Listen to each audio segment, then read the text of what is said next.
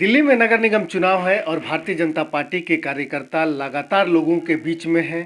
प्रधानमंत्री नरेंद्र मोदी से लेकर के भारतीय जनता पार्टी की जो कार्यनीति है उसको लोगों तक पहुंचाने और उसका लाभ लोगों को मिले, इसको सुनिश्चित करने के लिए काम कर रहे हैं। पूर्वी जिला भाजपा उपाध्यक्ष पूनम चौहान है हमारे साथ, जो पीछे लगातार कई सारे कैंप का आयोजन करती रही हैं। इसके साथ भारतीय जनता पार्टी की नीति को लेकर के लोगों के बीच में जाने का काम करती रही हैं और लोगों को सरकार के द्वारा जो योजनाएं बनाई गई हैं लोगों को उससे रूबरू कराते हुए उसका लाभ उन तक पहुंचाने का काम करती रही हैं। अभी हैं हम इनके साथ, इनसे बात करते हैं। पूनम जी, सबसे पहले तो बहुत बहुत स्वागत है। किस तरीके से आप प्रधानमंत्री नरेंद्र मोदी या केंद्र सरकार की जो योजनाएं हैं उसका लाभ लोगों को पहुंचाने के लिए आप कई सारे आयोजन करते हैं, किस तरीके से इसको आयोजित कर रही हैं और कैसे लोगों को प्रेरित कर रही हैं? नमस्कार। सबसे पहले तो प्रधानमंत्री जी का जो भी कार्य है वो जनता के लिए, जनता की सेवा के लिए है। भाजपा काम करती है अंत्योदय की भावना को लेकर कि गरीब से गरीब व्यक्ति, जो अंतिम लाइन में खड़ा व्यक्ति है, उस तक पूरी योजनाओं का, सरकारी योजनाओं का लाभ सीधा उस तक पहुंचे। इसी को लेकर उन्होंने, जब वो प्रधानमंत्री बने तभी से उन्होंने बैंकों में जनधन खाता खुलवाए।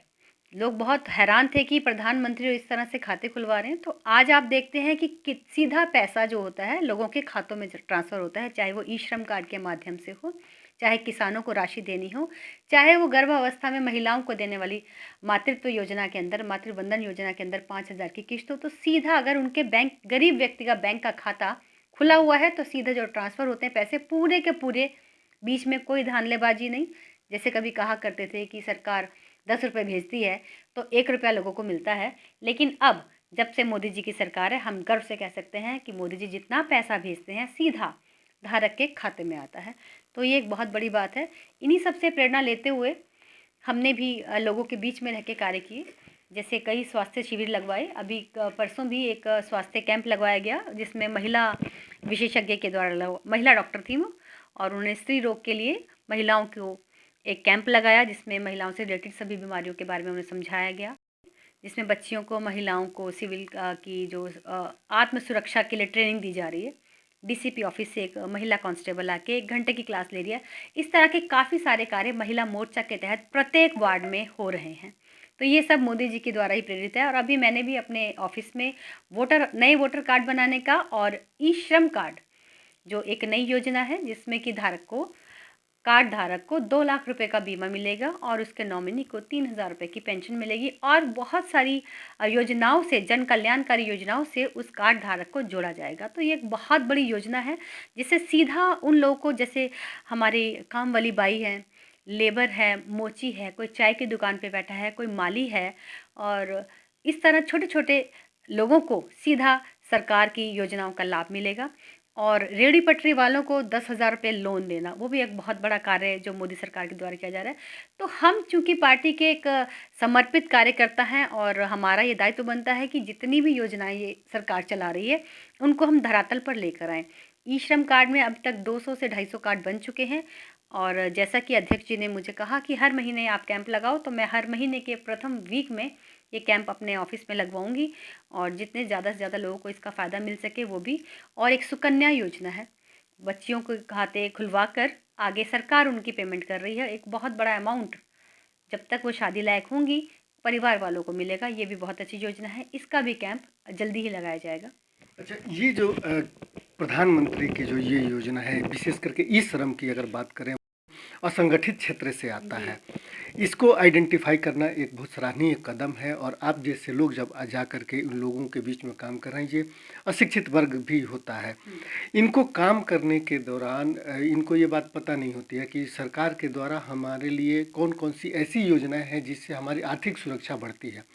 जब आप लोगों के बीच में जा रहे हैं, ये बता रहे हैं, लोग कितने उत्साहित हो रहे हैं, कितना भरोसा कर रहे हैं कि हाँ, ये जो योजना है ये हमारे लिए है और हमें इस पर बढ़ चढ़ के हिस्सा लेना चाहिए, इसमें भागीदारी हमारी होनी चाहिए। लोग बहुत ज़्यादा उत्साहित हैं। उन्हें तो पता ही नहीं था कि इस तरह की योजनाएं उनके लिए ऑलरेडी चल भी रही थी। जैसे प्रधानमंत्री आवास योजना है जिसके फॉर्म हमने भरी, लेकिन केजरीवाल जी की नीतियों की वजह से आयुष्मान योजना हो या प्रधानमंत्री आवास योजना हो, इन सब पर रोक लगी हुई है दिल्ली में।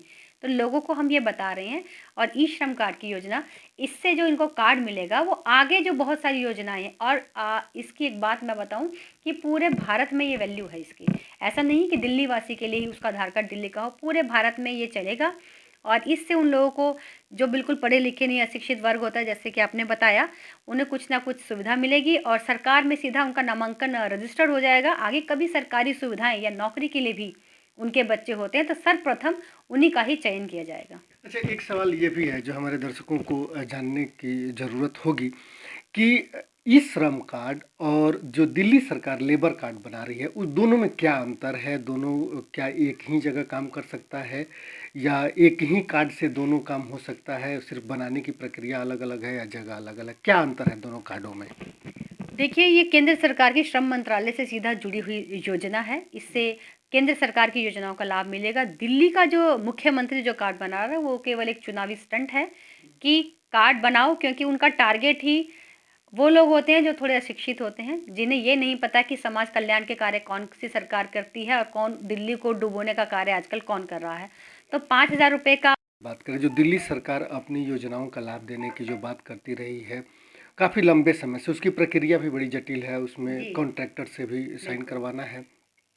इस बीच में इसके अलावे अगर चुनाव है तो निश्चित रूप से वोटर कार्ड को लेकर के भी लोग परेशान रहते हैं, आधार कार्ड में बदलाव को लेकर के आप लोग लगातार कैंप लगा रहे हैं। क्या आप लोगों को नहीं लग रहा है कि अगर सरकार को इस बात के लिए प्रेरित किया जाए या ये कहा जाए कि अस्थायी रूप से केंद्र ही बनाया जाए जहां पर लोग बहुत आसानी से जा कर के वो करें, इस कदम में इस दिशा में कोई कदम क्यों नहीं उठाया जाए? जी, इस दिशा में एक कदम उठाया गया है हमारे विधायक श्री अजय महावर जी के द्वारा। 5वीं पुश्ते पर विधायक जी का कैंप कार्यालय है, वहाँ पर ये आधार कार्ड बनाने का कैंप लगा दिया गया है।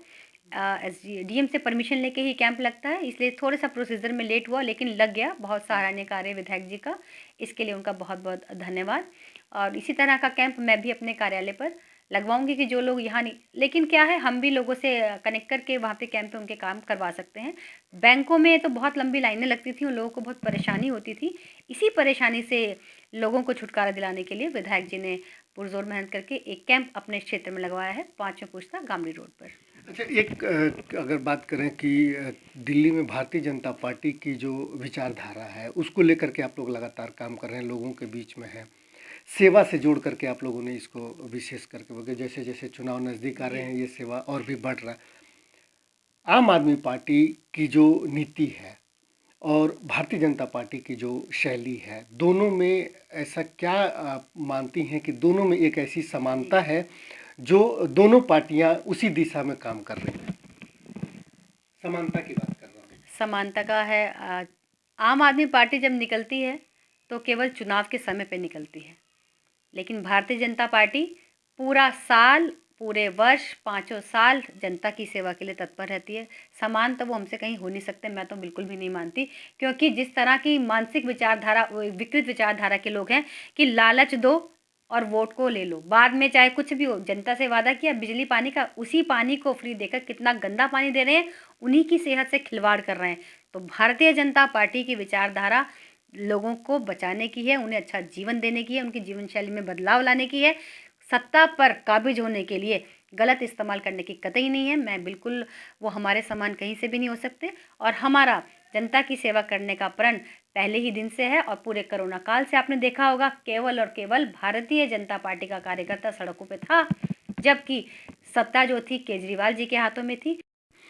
ऐसे में आप लोग कौन कौन से ऐसे विषय होंगे, प्रधानमंत्री नरेंद्र मोदी के काम होगा, भारतीय जनता पार्टी की विचारधारा होगी, या पिछले 14 सालों में, 15 सालों में जो भारतीय जनता पार्टी ने एमसीडी में जो कुछ किया है, वो ऐसे कौन कौन से मुद्दे होंगे जिसको लेकर के आप लोग लोगों के बीच में जाएंगे इस नगर निगम चुनाव में, और आप लोग लोगों से ये बात कहेंगे कि चूँकि भ्रष्टाचार का आरोप बहुत है, तो आप लोग लोगों से कहेंगे कि फिर से एक बार जो है लोग एमसीडी में भारतीय जनता पार्टी की सरकार चुने? भ्रष्टाचार का आरोप लगाना तो विपक्ष का ही कार्य है और वो विपक्ष करेगा ही करेगा, तो ऐसा कोई भ्रष्टाचार का आरोप नहीं है। लेकिन जब केजरीवाल जी के रहते एमसीडी को इतना घाटा सहन करना पड़ रहा है, उनको फंड नहीं दिया जा रहा, वो चाह नहीं रहे कि काम करा जाए, सुचारू रूप से कार्य करने के लिए जिस फंड की ज़रूरत होती है वो ही नहीं दिया जा रहा है, तो एमसीडी कैसे काम करे? कर्मचारियों की तनख्वाह रुकी हुई है, अध्यापकों की तनख्वाह रुकी हुई है, डॉक्टर्स की तनख्वाह रुकी हुई है, तो माली हैं उनकी तनख्वाह नहीं मिल रही, काम कैसे होगा? एमसीडी का काम क्या होता है? सफाई लेकर, स्वास्थ्य को लेकर छोटे लेवल का कार्य होता है, वार्ड को लेकर, लेकिन उसी का ही अगर फंड रोक रखा है तो कैसे कार्य होगा? तो ये तो वो जानबूझ कर फैला रहे हैं कि एमसीडी भ्रष्ट है। एमसीडी बिल्कुल भी भ्रष्ट नहीं है। पूरे कोरोना काल में जिस तरह से एमसीडी ने मुस्तैदी से कार्य किया है, वो बिल्कुल आप दिल से सैल्यूट है कि जब कोई भी घर से नहीं निकल रहा था तब वो कार्यकर्ता कार्य कर रहे थे। और हमारे वार्ड में हो चाहे किसी भी वार्ड में हो, जहाँ पर बीजेपी की सरकार है, डोर टू डोर कूड़ा उठाने वाली गाड़ी भी आई है और कूड़ा उठाया भी गया है, सफाई भी हुई है। और इन लोगों ने कहीं जाकर स्कूलों में आपने देखा टीचर्स ने राशन भी बांटा है। तो एमसीडी ने बहुत सारे कार्य कोरोना काल में सेवा के किए हैं जो वाकई सलाम करने के लायक हैं। तो आप कैसे कह सकते हैं एमसीडी भ्रष्ट है? जो उनका कार्य है वो कर ही रहे हैं उसे। केजरीवाल जी जानबूझकर उन्हें परेशान कर रहे हैं, तो ये ज़रूरी नहीं, जनता मेरे ख्याल से समझती है। और अगर जैसे कि हमारे क्षेत्र में विधायक जी भी हमारे हैं और सांसद जी भी हमारे ही पार्टी से हैं और निगम पार्षद भी हमारे ही हैं, तो यहाँ पर काम की कोई दिक्कत नहीं आती। अगर इंजन में तीनों डिब्बे सेम लगे हुए हैं तो सरकार चलाने में आसानी होती है। लोगों को ये समझना चाहिए। जहाँ पर किसी और पार्टी का विधायक है तो वहाँ पर थोड़ा मतभेद हो सकते हैं और कार्य करने में देरी हो सकती है, जैसा कि अब हमारे विधायक जी को भी उठानी पड़ती है, क्योंकि मुख्यमंत्री जी जो हैं, अभी पीछे आपने देखा हमारे 8 विधायक बैठे थे धरने पर, लेकिन वो किसी भी काम को सुनने को तैयार नहीं थे। तो इस तरह की दिक्कतें निगम में ना आए, जहाँ पे आपके विधायक भी हैं। तो आप अपनी एमसीडी की सरकार बनाएं जिससे कि कार्य सुचारू रूप से हो सके और लोगों को कोई परेशानी का सामना ना करना पड़े। तो ये थी पूनम चौहान जो बता रही थी कि प्रधानमंत्री नरेंद्र मोदी का काम हो या फिर भारतीय जनता पार्टी की जो नीति हो, वो लोगों के बीच में लोगों को बहुत पसंद आ रही है और लोग उससे जुड़ करके और बेहतरीन तरीके से लाभ उसका उठा रहे हैं।